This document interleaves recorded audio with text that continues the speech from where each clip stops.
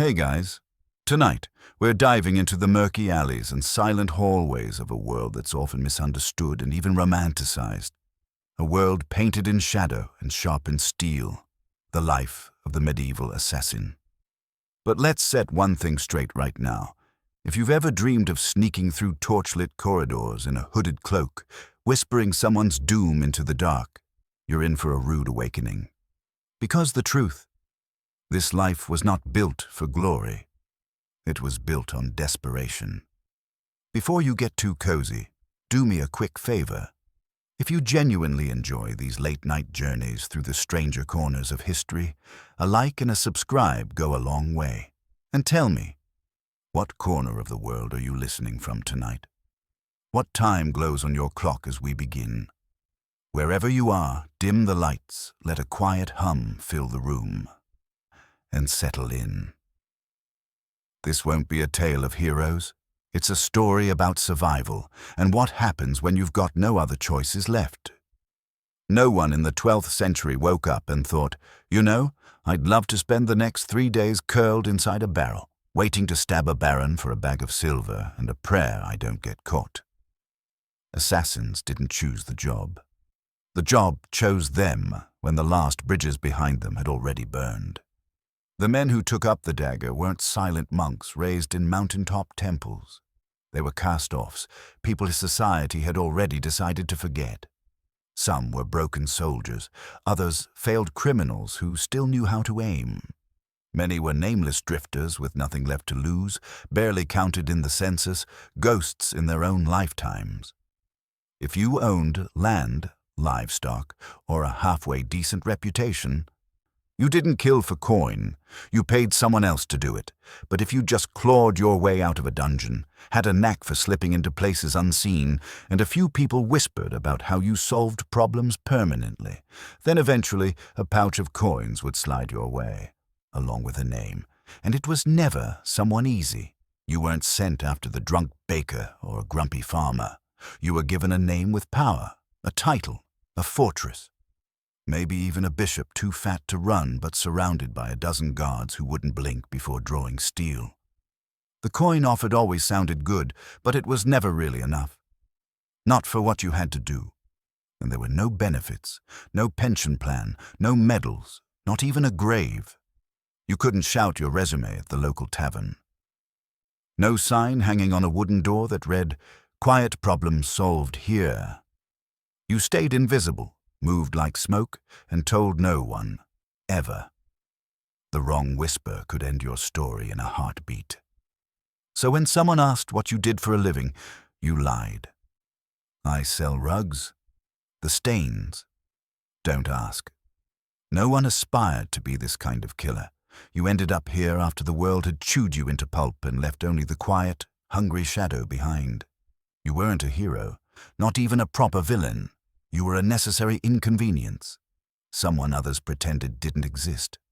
And most of the time, you didn't live long enough to spend your blood-stained earnings anyway. Forget what the stories say. There were no candle-lit rooms filled with scrolls and swords, no mysterious masters handing out assignments and wisdom. The so-called training was simple. Don't die the first time you try to kill someone important. If you survived that, congratulations. You were learning. There were no books, no practice dummies, no one to explain which nobles used body doubles or where the escape tunnel was under the chamber pot. If you figured it out, it was because you'd clung to a wall too long, your fingers cramping, hoping the door you were slipping through wasn't the guards' quarters again. If you had military experience, great. At least you knew how to hold a knife without cutting your own leg. But for everyone else, stabbing came naturally. It was escaping that required luck, and even more luck not to leave a trail. Poison was the same, a desperate art learned through bitter trial. There was no book of recipes, no warnings printed on vials. You crushed leaves, squeezed toads, and hoped the mixture didn't just give your target a fever and a runny nose. Or worse, maybe you drank the wrong cup by mistake. There was no hotline to call, only a silent prayer and a second guess. Sometimes you'd meet another who had walked the same path, Maybe someone older who taught you how to walk without echoing on stone. But that was rare. Assassins didn't mentor. They vanished. No retirement, no passing of the blade. Just gone like they never were. Weapons training. If you managed to steal a dagger that wasn't bent or rusted shut, you were already ahead. You might carry a garrote if you were fancy, maybe a rusted nail if you were desperate.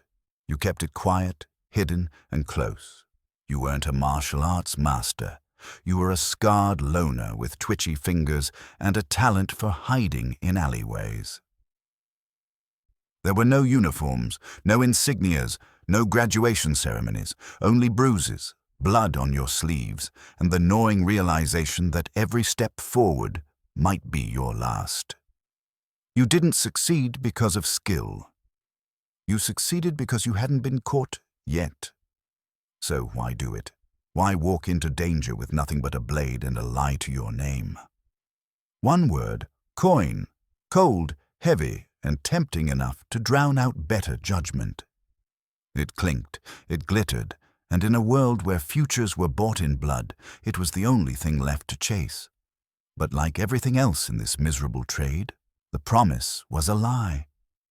You weren't hired for a partnership. You were an eraser, disposable, replaceable, paid enough to tempt you, never enough to protect you. Maybe you got half the silver up front, the rest promised after the deed. But that second half came with 1,000 conditions. They'd pay you after the job. If the job was perfect, if no trail led back to them, if you didn't survive long enough to open your mouth, or if they simply felt like honoring the deal. And most of the time, they didn't. You'd return with blood on your boots and death behind your eyes, only to find your client had vanished. Or worse, someone waited in the dark with a dagger of their own. Why pay a killer when a single thrust to the gut saved them another purse of silver? You weren't a partner. You were a threat. A loose thread that had done its job and needed snipping. Even if you got the reward, it was never worth the horror. Never enough for the hours you spent buried in hay, fleas gnawing your skin while you waited for the signal. Not enough for the bruises, the cold nights, the stench of rot on your cloak, or the weight of silence pressing on your chest. They'd hand you a few grimy coins and a look that said, "Forget this ever happened." Some contracts weren't even real. Traps. You'd be sent to kill a high-profile target, only to discover it was a decoy. Surrounded by guards, your name already carved into the hanging post before you stepped through the gate. If you were lucky, you died quickly. If not, your name became a spectacle, dragged into a trial you'd never escape. And who would believe you? There was no contract law for men like you. No judge would hear your case against a baron or a merchant who decided your silence was worth more than your service. You couldn't sue for breach of contract. You couldn't demand a fair hearing. You weren't a man with rights. You were a shadow with a price. So you adapted. You demanded payment up front, and even then, you watched the client's hands. You stopped trusting promises, started reading faces. Every flicker of hesitation was a red flag. Every kind smile was another lie with teeth. Even the clerk who brokered the meeting could be your undoing. His ink-stained fingers might have already written your death. And in time, you stopped hoping for anything more. You lived on instinct, on bruised knuckles and ragged breath. You disappeared before the world could catch up. You left no names, no favors, no friendships, just smoke behind you. The moment the blade struck, you were already on the move because staying still meant trusting someone not to betray you. And trust was a luxury you buried long ago. Now let's talk about the tools of the trade, the gear that stories pretend is sleek and magical, but in truth was as rough as the hands that wielded them. If you're picturing hidden blades that slide out with a whisper, daggers inscribed with ancient runes, or elegant crossbows tucked neatly into your boots, you're still dreaming in fairy tales. Reality was far more humiliating. Your arsenal wasn't crafted by secret blacksmiths in candle-lit caves. It came from what you could steal, scavenge, or carve when no one was looking. A good dagger was rare. One that didn't snap under pressure or stink of the last job was a blessing from a god you probably stopped believing in. Most of the time, you made do. A sharpened kitchen knife, a cracked garrote, a length of rope that smelled like fish guts. If it could kill and didn't rattle in your cloak, it would do. Poison. Yes, it existed. But forget the slow drip elegance of stories where nobles sip tainted wine and fall silently at the stroke of midnight. Most poisons in the Middle Ages were pure gamble. You mixed whatever you could find, roots, minerals, mushrooms, crushed bugs, then prayed it did the job. Sometimes it worked fast. Sometimes the victim vomited for days and got stronger. Sometimes the only person who died was you. You didn't have charts or measuring tools. You used your eyes and a shaky guess. A pinch too little and they burped. A pinch too much and your hand burned before you even reached the door. And slipping poison into food? That wasn't a simple task either. Noble kitchens were battlegrounds of clanging pots and sharp eyes. Every dish passed through multiple tasters, and sometimes even a dog, before it reached the plate. So you went for simpler methods. Ropes had their uses. Climbing, strangling, tying, but only if you were fast. Miss your knot, and suddenly you're in a wrestling match instead of an assassination. And bows? Effective if you knew how to use one, but more often than not, they were impractical. Smuggling a longbow through a castle disguised as a gardener wasn't just hard. It was suicide, and assassins didn't get second chances. Most jobs were face-to-face. Quiet, quick, close. There was no room for artistry, no time for dramatic poses. If your blade broke, if your dagger slipped into a sewer grate, you improvised. A roof tile became a blunt weapon. A shoe buckle turned deadly in the right hands. A rusted nail was better than nothing. You didn't get spares. You got what you could carry, and that meant your weapon had to be your best friend. Your fallback plan and your tombstone all in one. You didn't care if it gleamed. You just prayed it wouldn't fail. There were no maintenance routines, no oiling rituals or sharpening ceremonies. You didn't have the time, or the space, or the money. Your gear was as tired as you were, and still, when the moment came, you had to make it sing like a royal fanfare. Because if it didn't, your blood would be the next to spill. You were never sent to kill someone easy. No one handed you a coin purse to remove the village drunk or an old man napping by the fire. Assassins were weapons for the highest stakes problems, people too protected, too important, too dangerous to challenge through official means. And that meant your targets were nearly impossible. They had guards. Not a few half-asleep men leaning on spears, but dozens of armored professionals who knew their job and didn't hesitate to spill blood. You couldn't just stroll into a courtyard and hope for an opening. You spent days, sometimes weeks, watching patrols, counting footsteps, memorizing when a creaky stair groaned or which door slammed shut with just the right echo. You even studied the rhythm of guards' breathing, which one coughed, which one favored a limp. You waited for the smallest crack in the routine, and that was only the first barrier. The places these people lived in weren't homes. They were fortresses. Stone walls thick enough to muffle screams, moats filled with whatever the local imagination found terrifying, snakes, sludge, sharp rocks. If the water didn't get you, the narrow arrow slits and boiling oil above your head would. Just approaching a noble's bedroom could mean ducking past murder holes and ducking behind statues with faces more forgiving than the guards. And let's not forget the servants. Everyone thinks the danger comes from swords, but in truth, it was the eyes. Stable hands, cooks, scribes, maids. They knew every face that passed through the halls. You could be disguised as a monk, a messenger, even a wandering juggler, but the moment someone squinted and said, "I've never seen you before," it was over. Gossip moved faster than fire in those places. One raised eyebrow, one hushed whisper in the wrong ear, and you were suddenly the reason a dozen men woke up with blades in hand. Then, the final obstacle. Your target. These people lived paranoid. Not out of vanity, but because they knew someone like you would come eventually. Every meal was tasted. Every bed was potentially a trap. They locked their doors, then moved to another chamber entirely. Some rotated sleeping rooms every night. Others placed servants outside their doors just to hear the breath of an intruder. And if you thought a feast was the right moment, drunk nobles, dim lights, chaos, it wasn't. Because while they might be slurring their toasts, so were you. And you'd still have to slip past half the royal guard, 3 suspicious hounds, and a court jester who hadn't blinked in 20 minutes. You had one shot.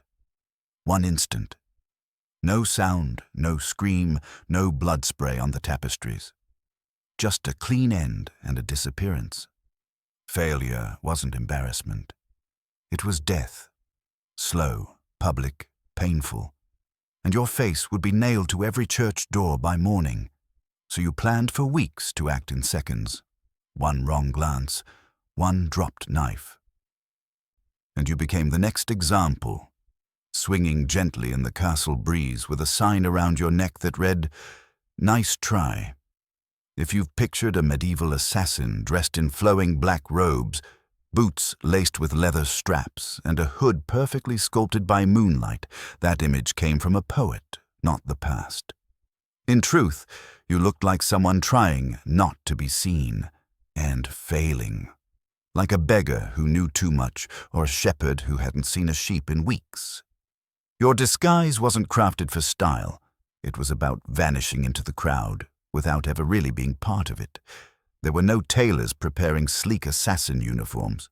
You wore whatever you could scrape together, the torn robes of a monk with a crooked belt, the stained tunic of a dead guard, or tattered peasant rags that reeked of damp hay and regret. You didn't dress to impress. You dressed to forget yourself. Blending in meant embracing filth. You looked like everyone else who hadn't bathed in weeks. You limped if needed, hunched your back, scratched your skin, and tried to become background noise. The thing that made you suspicious wasn't your cloak. It was the way you touched it too often, adjusting a hidden blade tucked beneath folds of cloth or checking that a wrapped bundle hadn't slipped from your belt. Masks. You didn't have the luxury. Any attempt to cover your face made you look less like a noble and more like a leper. If you walked into a tavern with your mouth covered, people didn't whisper, "Assassin."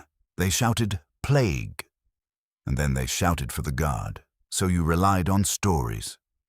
Fast, convincing lies told with a tired smile and just enough detail to pass. You weren't a killer. You were Brother Thomas, the quiet monk from the Eastern Priory, here to repair the chapel's roof.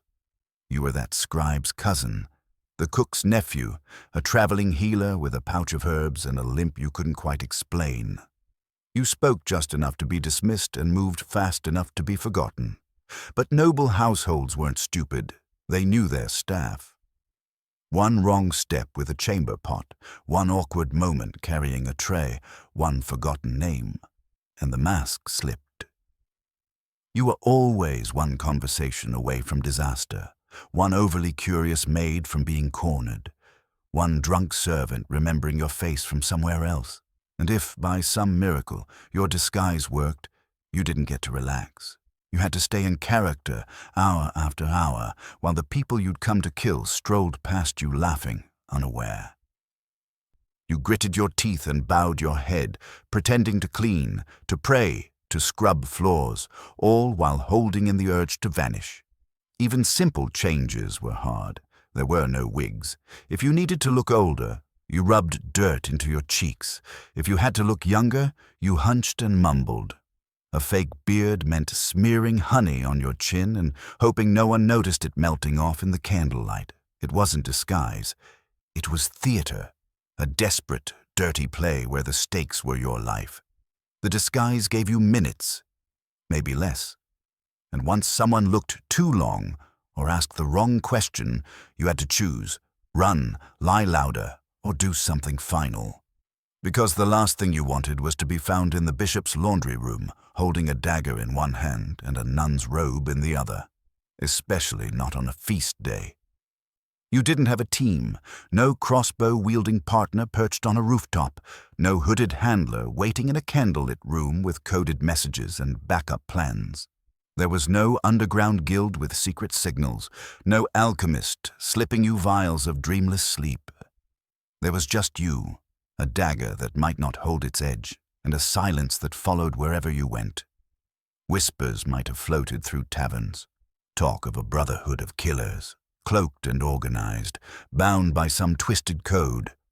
But that was ale-soaked fantasy. The reality was cold isolation. You were alone because that was the only way to stay alive. The fewer people who knew you existed, the longer you survived. Even the ones who hired you rarely knew your name. And if they did, they only knew a name you'd already thrown away. Friends? Lovers? Impossible. Friends asked questions. They noticed things, how your knuckles stayed bruised, how you winced in your sleep, how you always kept one eye on the door. Lovers got close enough to ask why you smelled like ash and fear, why you kept a blade under the mattress, why your hands shook when they brushed against your neck. You didn't explain. You couldn't. Because if someone got close enough to see the truth, they either became a threat or a target. And you weren't paid to make exceptions. Even other criminals kept their distance. Thieves laughed, smugglers drank, bandits told stories. You didn't. You were the one who slipped into the back room and left it quieter. You didn't just unsettle people. You reminded them that life was fragile and the wrong conversation could make them disappear. They didn't invite you to drink. They moved their stools when you entered. You weren't company. You were an omen. And if you tried to talk, really talk, no one wanted to hear it. You couldn't sit by the fire and say, "Last night I strangled a bishop." That kind of truth turned heads, then fists, then torches. And maybe worse, disbelief. They'd call you a liar. Or worse, they'd believe you. So you stayed silent, sat in the darkest corner of the inn with your back to the wall and your eyes on every door. You drank water or ale so weak it tasted like old cloth. Never too much. Never enough to dull your edge. And when dawn came, you vanished before your name stuck to anyone's memory. Every town, every alley, every inn, just another stop on a road without destination. You didn't build a life. You passed through the ruins of what one could have been. And somewhere in the haze of it all, you forgot who you were. Not by accident, but on purpose. Being an assassin wasn't about learning how to kill. It was about learning how to vanish from every life you could have lived. So let's say everything went according to plan. You got the job, you mapped the hallways, bribed a doorman, slipped into a disguise so convincing you believed it yourself. You rehearsed the route until your feet moved through the shadows on muscle memory alone. Then came the moment. The target was right there. Back turned, the air still, the silence thick enough to shatter. And you froze. Maybe they moved differently than expected. Maybe a child followed them into the room, or maybe, as your hand closed around the dagger, your fingers trembled for the first time in years. Doubt didn't whisper, it screamed. And in that instant, all the calculations shattered like glass dropped from a tower. You had no second chance. Failure didn't come with a reprimand or a warning. It came with fire, rope, wheels, and twisted iron devices built not to kill, but to make you beg for it. Miss the strike, and your target lived to tell the tale. You weren't just a failed assassin. You were a headline, a problem, a hunted thing. Within hours, your face would be described in every tavern, sketched with shaking charcoal hands and pinned up for every guard and innkeeper to see. Those guards you once studied quietly from rooftops, now they had purpose. They wanted you not just dead, but displayed. You stopped being a shadow. You became a symbol, what happens when someone dares. And it didn't end with the ones you failed to kill. Your client? They weren't waiting to hear your apology. They were already moving to cover their tracks. A failed assassin was a liability, a mouth that might speak under torture. That meant another contract was drawn, this time with your name in ink and a dagger at the end of it. You became a loose end, and loose ends weren't allowed to live long. And even if none of that came to pass, if somehow you slipped away before the hunt began, you still had to carry the failure. Not just of the kill, but of the illusion. You weren't perfect, you weren't invisible. You'd cracked, and in your world, even the smallest crack was fatal. You might have succeeded a dozen times before. No one cared. Success in this line of work had the shelf life of a breath. You were only as good as your last kill, and if that last kill never happened, then you were already dead. You just hadn't fallen yet. So you ran. Not for glory. Not for redemption, just to breathe a few more hours under a sky that no longer welcomed you. The streets weren't paths anymore. They were traps. The walls leaned inward. The stones remembered your footsteps. And you, once a ghost, had become something worse. A mistake. So maybe, somehow, the strike lands clean. No scream, no stumble. Just a soft exhale and a slumped figure crumpled to the floor. One breath in, one heartbeat out. And just like that, a life ends because your blade found its place. No one saw you. No one stopped you. You did what was asked. And now you run, because success wasn't a victory. It was a trigger. The second the body hit the floor, the entire world started closing in. You didn't linger. You didn't smile. You didn't wait to admire your work. You were already moving, through the servants' stairwell, out the cellar, into the alleys that reeked of old rain and horse droppings. The blood on your boots told its own story, and somewhere behind you, a dog caught the scent. You didn't head back to the meeting spot. You didn't wait for thanks. Your client wasn't pouring wine in celebration. They were vanishing, because you were now the most dangerous person alive, someone who had proved they could enter locked rooms and leave without a sound. Someone who knew too much. So even when they paid you, if they paid you, it was with fear in their eyes, and a knife close at hand. There were no handshakes, no words, just a pouch of silver and the sense that the coin weighed less than the name you carried. And then you vanished again. You didn't get a week of rest. You got a week of hiding in barns, washing off blood in freezing streams, bribing boatmen who didn't ask questions. You shaved in silence, changed your name for the 5th time that year, and slipped in with a group of monks heading east. You became Brother Lucian, who didn't speak much, didn't sleep well, and carried a pouch of coins that smelled like betrayal. Success wasn't survival, it was just a reset button, a new identity, a new town, new people whose names you'd never bother to learn because you couldn't stay long enough to matter. The job was done, but the danger had just begun. You weren't a legend. You were a walking target, because someone, somewhere, was remembering your face, drawing your eyes from memory, whispering your name to the wrong ears. And this time, they weren't offering silver. They were offering revenge. So yes, you made the kill. Now run like hell. If the life of a medieval assassin wasn't already cursed by hunger, danger, and betrayal, there was still one more weight to carry. The fear of everyone around you, not fear born of respect, but fear carved out of myth, dripping with superstition and suspicion. Because in the Middle Ages, a man who killed in silence wasn't just dangerous, he was unnatural. You weren't just a person in a hood, you were a walking curse. To the average peasant, your ability to vanish into the dark, to slip past guards and reappear without a sound, couldn't be explained by skill alone.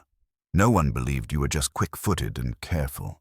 They believed you whispered to demons that your blade had been dipped in the blood of a bat beneath a blood moon, that you spoke languages no priest could understand. And once fear had a shape, it spread. People claimed assassins could turn invisible, that they could walk through walls if they made a pact with forest spirits. Some said you breathed death into rooms like a ghost. Others said you could kill just by locking eyes with someone too long. Entire villages whispered your name after a noble died in their sleep, even if you were 50 miles away. And every tool you carried became suspect. A dagger, forged in hellfire. Poison, clearly brewed in a cauldron with frog guts and cursed herbs. If you had dried leaves in your pouch or foreign coins in your hand, someone would shout sorcerer before you could explain what they were. You might think fear would help you, that people would avoid you, let you pass through towns without question, and sometimes they did. But fear has a tipping point. And when it spilled over, it boiled. Mobs didn't ask for proof. They didn't investigate. They threw stones. They lit torches. They dragged you through the mud screaming words like witch and devilkin. You could be hunted simply for being a stranger near a suspicious death. A child choked on stew and someone said it was your doing. A priest had a nightmare and the villagers started searching for shadows. And if they found you with anything strange, herbs, foreign markings, a limp you couldn't explain, they didn't wait for confessions. They found rope. You couldn't walk freely, even when you were done with the job. Every new village was a roll of the dice. Would they see a weary traveler, or a demon in disguise? You didn't speak unless you had to. You kept your face low, your eyes lower. You prayed, not to be forgiven, but to be forgotten. In a world that believed monsters wore human faces, moving too quietly, thinking too quickly, or walking too confidently was enough to get you killed. And in that world, you weren't just feared, you were hunted. They called it the refined weapon, the silent killer, the artful choice. Poison, clean, efficient, elegant. A few drops, a fading breath, and your hands stayed dry. But in practice, it was nothing like that. Using poison in the Middle Ages wasn't elegant. It was guessing. A slow, stomach-churning gamble with herbs and hope. There was no shelf of purified toxins, no labeled vials with perfect instructions. You had plants, mushrooms, powders ground from minerals. Maybe a toad you prayed wasn't just an unlucky amphibian. You boiled roots in dark corners, stirred with dirty spoons, and hoped your mixture didn't just make someone belch and take a nap. There were no precise doses. You eyeballed it. A pinch too little, and the noble just vomited and became more suspicious. A pinch too much, and you coughed your lungs out before dinner was served. The line between death and indigestion was razor thin, and most of the time you didn't even know what side of it you stood on. And getting the poison into someone's system, that was another nightmare. Noble kitchens were battlegrounds. You couldn't simply waltz in and sprinkle nightshade into the soup. You had to bribe a cook, impersonate a kitchen boy, slip a vial into a meal that might pass through 3 tasters and a dog before it ever reached the target. Yes, a dog. Because some lords trusted animals more than people, and often they were right. Even if the poison made it to the plate and even if the taster missed it, the effects weren't predictable. Some toxins took hours, some days. Sometimes your mark simply groaned, called for more wine and never noticed. Sometimes they clutched their chest mid-toast and brought the room to silence. Other times they went mad first, shouting nonsense and clawing at their own skin. And when that happened, everyone looked for someone to blame. And it was never the cook. It was you, the quiet one, the twitchy traveler who asked about herbs and spoke with an accent no one could place. The one who didn't drink, didn't smile, didn't blink at the right time. You'd feel eyes turning, words whispered. Then someone would shout, and you'd either vanish or be chained to a wall with questions you'd answer through screams. Poison wasn't power. It was theater with rotten props. It was a dance where one misstep meant the crowd tore you apart. You risked everything for something that might not even work. And if it did, you never knew whether it was your brew or just bad luck that killed the noble. And if you were caught, you didn't die clean. You were tortured. Slowly, loudly, until you confessed not just to this poisoning, but every death that ever left someone puzzled. The Duke, the bishop, the dog. You did them all, they'd say. Poison didn't make you clever, it just made your death harder to trace. Until they found you. You might think that if you killed the right person, if your dagger ended a tyrant, shifted a war, or unseated a crown, you'd be remembered. That somewhere, your name would echo through history, spoken with a shiver or a salute. But that wasn't your fate. Because when you were an assassin, you didn't leave a legacy. You disappeared. At best, you became a rumor, a shadow behind the throne, a name whispered in fear or awe, but never spoken in full. Someone did it, they'd say. No one knows who. Maybe they'd call you a foreigner, maybe a ghost, but they never remembered your face, and if they did, they lied about it. That was the point. Your client didn't want you to be a character in a story. They wanted plausible deniability. They didn't want witnesses. They didn't want survivors. You weren't part of their legend. You were the thing they buried along with the evidence. The fewer people who knew who did it, the safer everyone felt, and the less chance there was of someone else hiring you for revenge. So your name, if you ever gave a real one, died the same night the job was done. There were no memoirs, no carved stones, no place in any record book unless it was under unknown attacker. You didn't sign your work. You didn't take trophies. You didn't tell stories at the tavern. If someone remembered your face, they were either going to forget fast or end up silenced for good. And if someone did know your name, that meant you'd made a mistake, a loose end. And in your profession, loose ends didn't last. Forget honor. No medals were waiting for you. No one wept in your memory. If a noble wanted a statue, they built one of themselves, sword raised, chin tilted skyward. You got a shallow grave, if that. Maybe a spike, maybe a bag in a ditch. Or if things went really bad, your head ended up displayed with a name you'd abandoned years ago, and the word traitor carved underneath. Your name was only remembered so it could be cursed. That was the reward for your precision, your patience, your silence. Erasure. The best you could hope for was to be forgotten, and if you were remembered, it was because someone wanted to make an example out of you. In the world of knights and kings, poets and priests, it wasn't the quiet blade that earned fame. It was the roar. Heroes were written into songs, assassins were crossed out. Let's say the impossible happened. You survived. You made the kill. You got the silver. You vanished like smoke in the wind. Now what? Lay low. Keep quiet. Trust that the person who hired you would protect your secret, right? Wrong. Because if there was one rule in your world that mattered more than don't get caught, it was this. Trust no one, especially not the person who paid you. Your client, whether a merchant full of secrets, a noble playing politics, or a bishop with a taste for blood and absolution, they didn't hire you because they admired you. They hired you because they didn't want the stain of murder on their hands. You were a tool, a means to an end, and once the job was over, that made you a threat.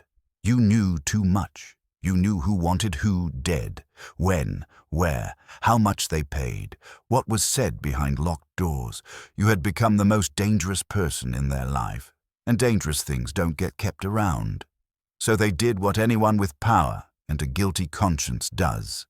They cut the cord. Some ghosted you, vanished into a castle or across the sea.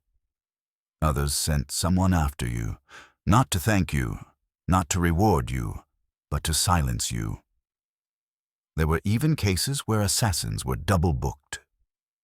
One hired to do the job, the second hired to kill the first the moment it was done. No refunds, no witnesses. And if you tried to push back, if you blackmailed them, threatened to speak, tried to use the secret as leverage, that was bold. And it was also your final mistake. Because no powerful person wanted a killer who might speak. No one wanted to wake up knowing someone out there held a piece of their soul wrapped in silence. And if they could afford you once, they could afford someone to make you disappear, maybe with a knife, maybe with a rope, maybe with poison you once taught them to use. Even if they had some fragment of honor left, and that was rare, they'd still keep eyes on you, just in case. Someone always watching, waiting, a second blade for the first blade's mistake. In their eyes, you'd proven yourself. You'd walked into the impossible and made it out. That made you powerful. And power without loyalty was the most dangerous thing of all. You weren't their weapon anymore. You were a liability, and liabilities didn't live long. Let's imagine the unthinkable. You outlived them all. The enemies, the employers, the rivals who smiled too easily and lied too well. You slipped through the years like smoke through fingers, and now the dagger's grown dull. Your hands shake a little more than they used to. Your eyes flicker slower toward every sound. Do you finally get to rest? Absolutely not, because there's no such thing as retirement for someone like you. There was no cottage by the sea, no small farm hidden in the hills, no quiet tavern where you could hang up your cloak and say, "That was a life well lived." There were no pensions for assassins. No one came to thank you for your service. You didn't fade gently. You vanished, or you were erased. Even if you walked away from the job didn't walk away from you. You carried too much, too many names, too many secrets, too much blood that never really washed off. People didn't want you to rest. They wanted you forgotten, and forgotten usually meant buried.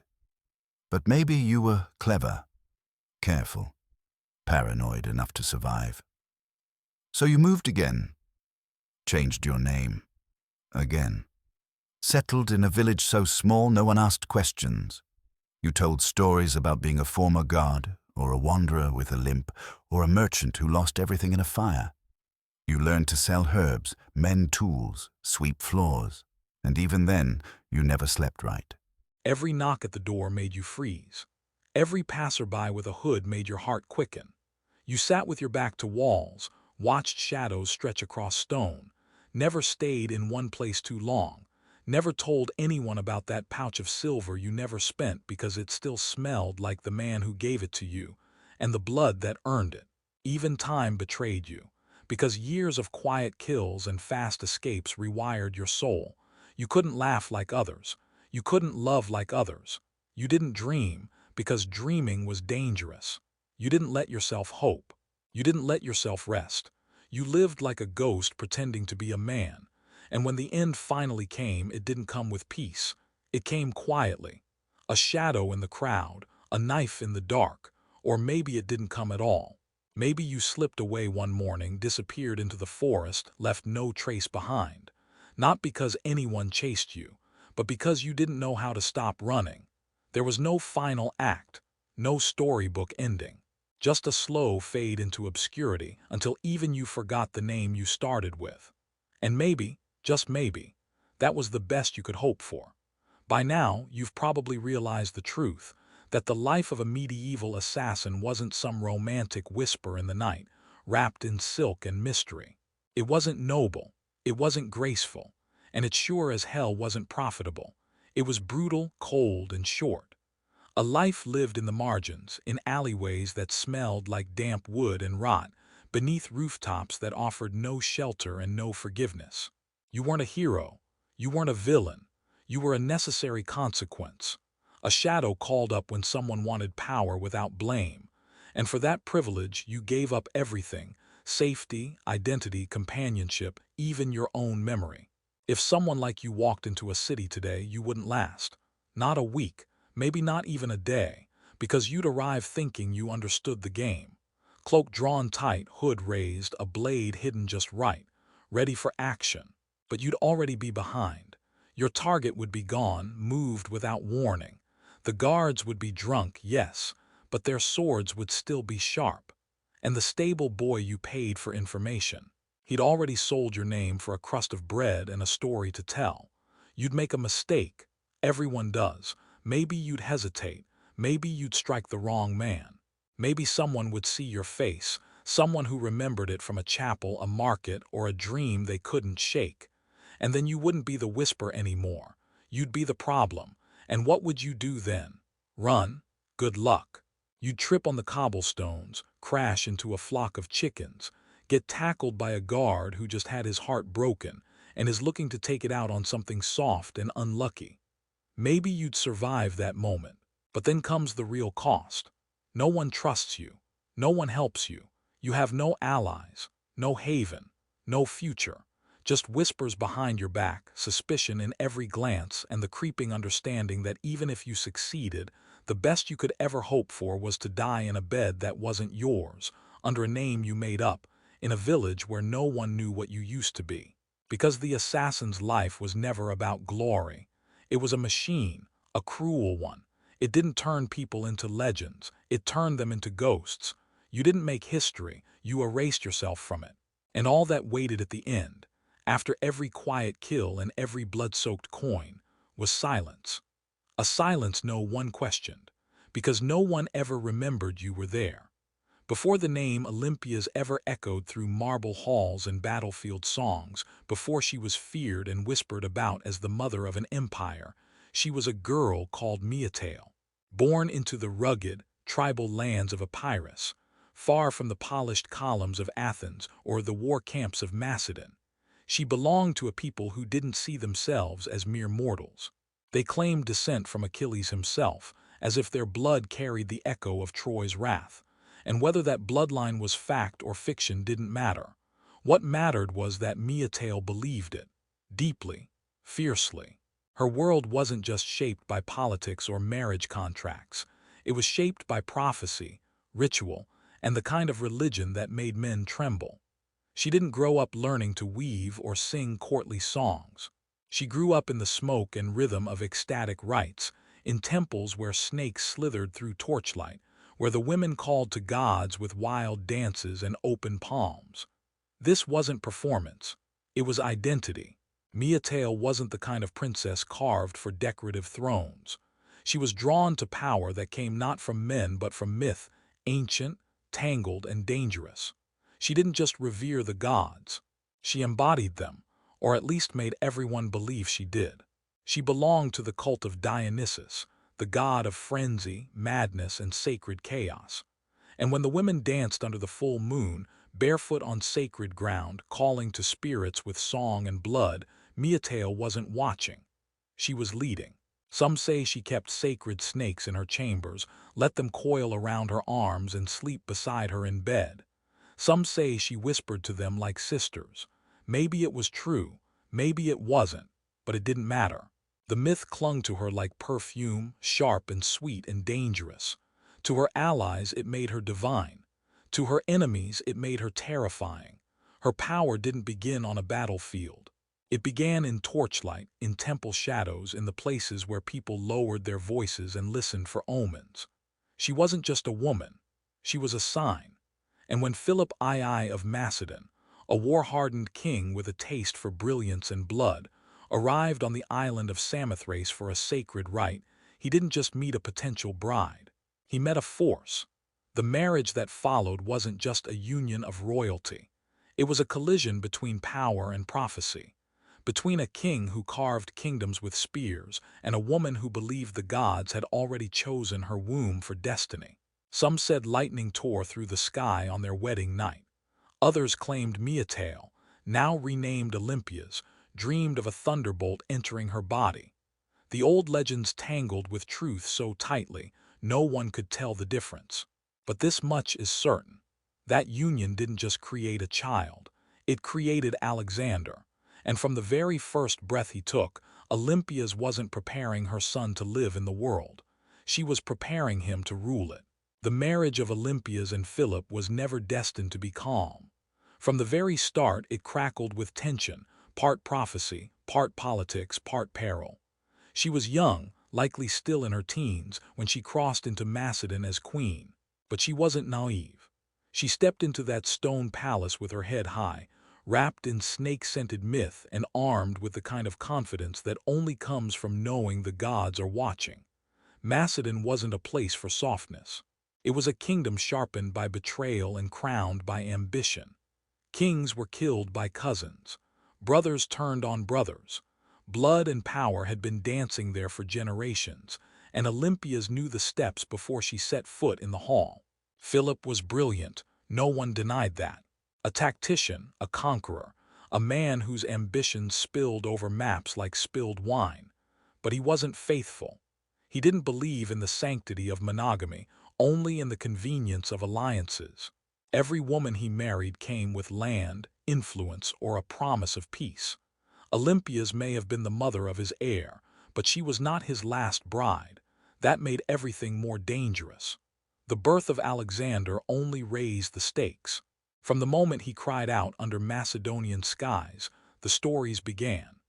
Olympia said she dreamt a bolt of lightning struck her womb before his birth. That flames danced around her baby but left him untouched. Philip supposedly saw a lion sealing his wife's body, proof, he believed, that the boy was destined for greatness. Or perhaps that he was not entirely Philip's at all. Even then, questions began to stir. Was Alexander truly his son? Or was he the child of the gods? Olympias didn't deny the rumors. She let them breathe. She understood something vital: people fear what they don't understand. And if they feared her son, if they thought divine fire lived in his veins, then no rival could ever touch him. She wasn't raising a boy. She was shaping a legend. But while Alexander's myth grew, Philip's patience thinned. He was spending more time in the field, listening more to his generals than to his priests. And most dangerously of all, he took another wife, a young Macedonian noblewoman named Cleopatra Eurydice. This wasn't just another political marriage, it was a threat. Olympias was from Epirus, foreign, wild, wrapped in snakes and shadow. Cleopatra was pure Macedonian. If she gave Philip a son, that child would have the bloodline and the local backing to push Alexander aside. Olympias saw it. She felt it. The palace wasn't just a home anymore. It was a battlefield. And she had no intention of losing. At the wedding feast, Cleopatra's uncle, a drunk and arrogant general named Attalus, made a cutting remark, mocking Alexander, mocking Olympias, questioning whether Philip's first son was even his at all. The insult was sharp enough to draw blood. Alexander left in fury. Olympias left the kingdom entirely. But she didn't retreat in weakness. She left to gather strength. Back in her homeland, she was still a queen, still revered, still dangerous. And while Philip celebrated his new alliance, Olympias began preparing for war, not with armies but with whispers. She didn't need to be in the palace to be feared. She simply needed to remind them she could come back. Then came the blood. Philip was on the verge of something enormous, preparing to march eastward to invade Persia, to crown himself not just king of Macedon, but a would-be emperor of the known world. It was meant to be his legacy, the war that would etch his name beside the gods. But on the day of his daughter's wedding, as the kingdom toasted and the air buzzed with triumph, he was struck down by one of his own guards. Just like that, the king of Macedon collapsed in the middle of his own celebration. And the world stopped. The official story pointed to Pausanias, a bodyguard with a grudge, a man humiliated, wronged, angry enough to kill. But in every whisper, behind every closed door, one question curled like smoke. Who else was involved? Some said it was Alexander, that he feared being disinherited, that he struck before Philip could pass the crown to another son. Others pointed to political rivals, generals, foreign spies. But one name was always in the air, soft and sharp and undeniable: Olympias. No one could prove it. No one dared say it outright. But everyone knew what happened next. Within days, Cleopatra Eurydice was dead. Her newborn child, another possible heir, was gone as well. Some said Olympias had the child thrown into a fire. Others claimed Cleopatra was forced to take her own life after watching her baby die. Whatever the method, the message was clear. This was no longer Philip's kingdom. It was Alexander's, and Olympias had cleared the path. While the generals argued, while the nobles panicked and the court trembled in confusion, Olympias acted with surgical precision. There was no hesitation, no mercy. She wasn't just removing rivals. She was erasing the bloodlines that threatened her son. The palace became a house of ghosts, purged of anyone who could question the legitimacy of Alexander's reign. He was still a teenager, barely more than a boy, but he wore the crown like it had always been his. And that wasn't by accident. It was because Olympias had placed it there. She wasn't done. She didn't need to sit beside the throne to rule. She had already mastered something far older, far colder, the art of removing obstacles. With Philip dead and his body barely cold, Olympias didn't mourn. She moved. While courtiers stood frozen in uncertainty and generals whispered of succession, she was already reshaping the palace from within. The young Cleopatra Eurydice was gone, her child silenced, and the bloodline of every rival severed. The message to the kingdom and to the world was unmistakable. There would be no dispute. Alexander was king, not by tradition, not even by vote, but by inevitability. Yes, he had charisma. Yes, he had training, talent, ambition. He had been molded by Aristotle, sharpened by war games, and born with the fire of conquest already glowing behind his eyes. But it was Olympias who made his rise unstoppable. She knew every noble to flatter, every soldier to warn, every priest to remind of the thunderbolt that once struck her womb. She didn't just clear a path for her son. She built it stone by stone, each one soaked in blood and belief. Even Alexander knew it. He disapproved of her methods, or so he claimed. He may have been disturbed by the deaths of Cleopatra and her child, but he didn't stop her, because somewhere deep inside he understood what she had always known: power demands sacrifice. In Macedon there was no room for mercy. Not in the palace, not at the altar, and certainly not in the throne room. So Olympia stepped back, not out of weakness but by design. She let the world see Alexander as the bright young ruler with the blood of kings and gods. And behind the curtain, she remained the high priestess of his legend. While he prepared to launch his campaign into Persia, while he studied maps and gathered armies, she kept the home fires burning. She sent him sacred relics, consulted oracles, performed rites in his name, not for show but because she believed it.